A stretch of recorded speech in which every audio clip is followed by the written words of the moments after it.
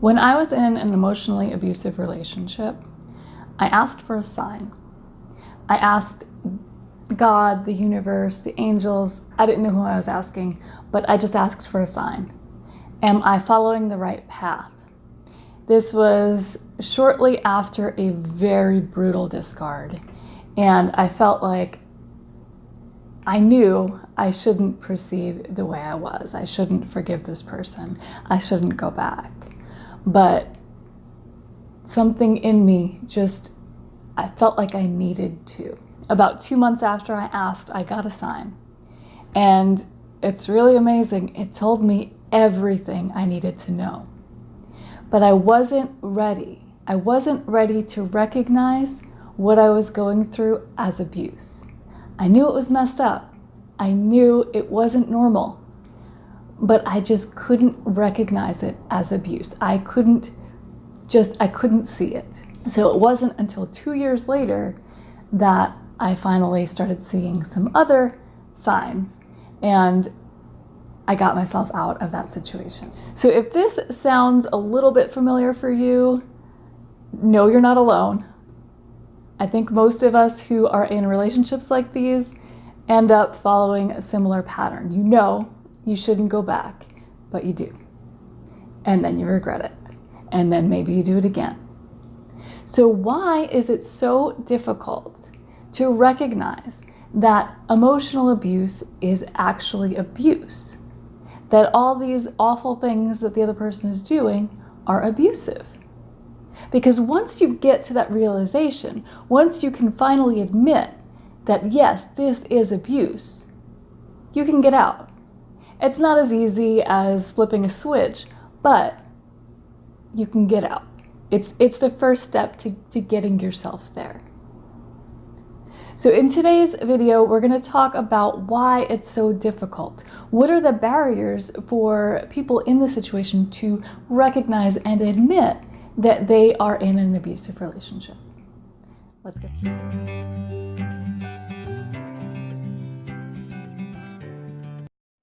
Welcome to the Common Ego community. My name is Christina, and today we're talking all about why it is so difficult when you're in an emotionally abusive relationship to recognize what's going on for what it is, abuse. Now, this video will be helpful for you if you're in an abusive relationship, or if you just got out and you're trying to understand why things were the way they were.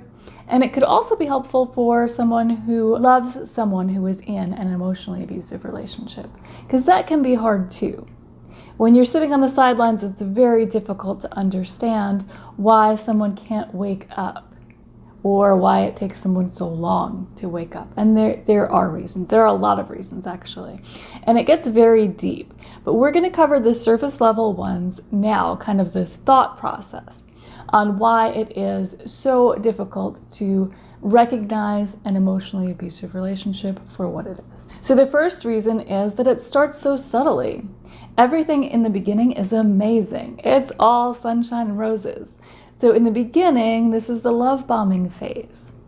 In the beginning, this is when the abusive person needs you to commit. They need you to invest in this relationship. So they're going to be sweet as pie, and they're going to suppress all of their negativity. And they may actually, if you're dealing with a narcissistic personality, they may actually idolize their target in the beginning. So there may be some genuine feelings there. And they may also suppress some of the red flags. There usually will be some, but for the most part, everything is amazing. And this is what sets the stage for later abuse. So when the abuse starts subtly, you compare that with the beginning stage. So in the beginning, everything was amazing, and now things, they're not so great, but you think, I just don't want to give up on this. There's hope here. And hope is really what does us in emotionally abusive relationships, unfortunately. Not that you shouldn't have hope, but in this specific instance, it works against you. So the second reason it's so hard to recognize emotional abuse is all the cognitive dissonance that you're experiencing in the relationship. So let me explain. When you're in an emotionally abusive relationship, you know all along, basically, that there's the person's actions and then there's the person's words. And your intuition, your gut is telling you, believe the actions. That is where it's at, right?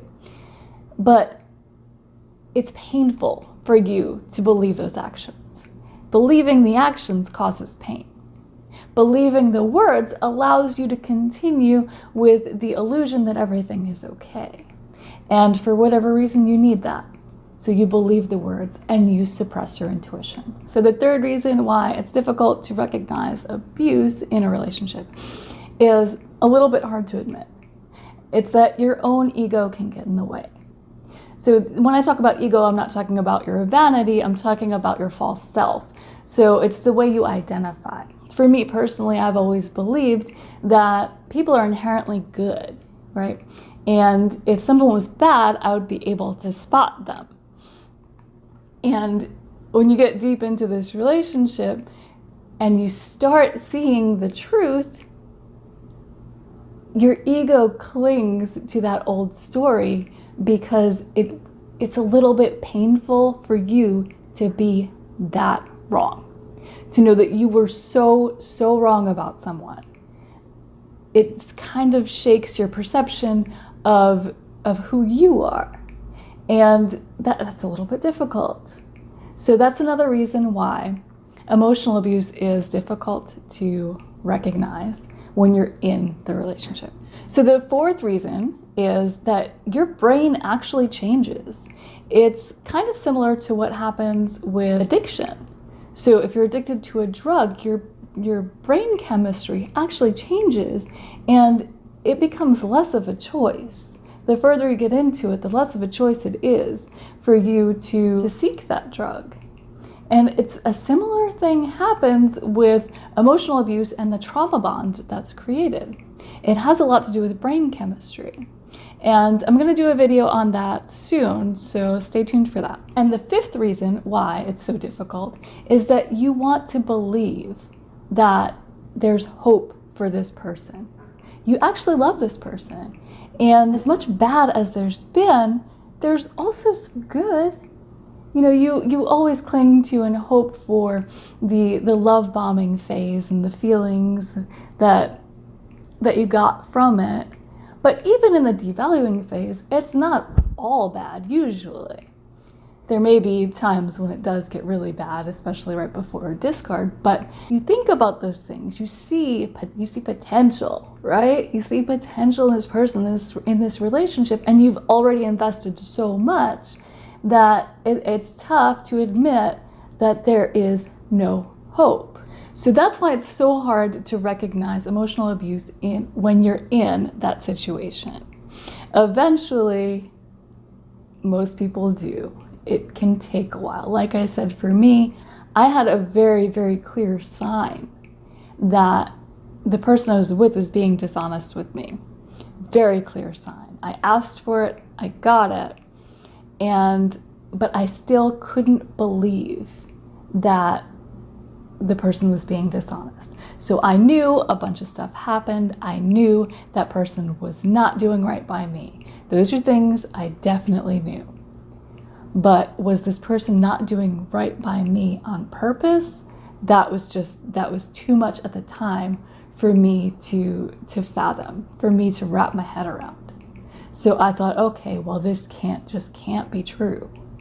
And then finally, come full circle, I look back at that sign and I'm like, man, I should have listened. I should have listened.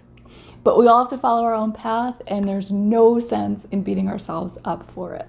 This is not your fault, and it is not a sign of weakness. Like I said, your brain actually changes when you are a target of emotional abuse. Your brain chemistry changes. So it's not weakness. Just like somebody who gets addicted to drugs, it's not weakness. Their brain chemistry changes. So please do not beat yourself up over this. It happened, and now we are coming out of it, and we're gonna start making changes to make sure it never happens again. So that's all I have to say on the topic. If you like to watch videos like this, be sure to subscribe and hit that notification bell so you can be notified whenever I post new videos. All right, talk soon.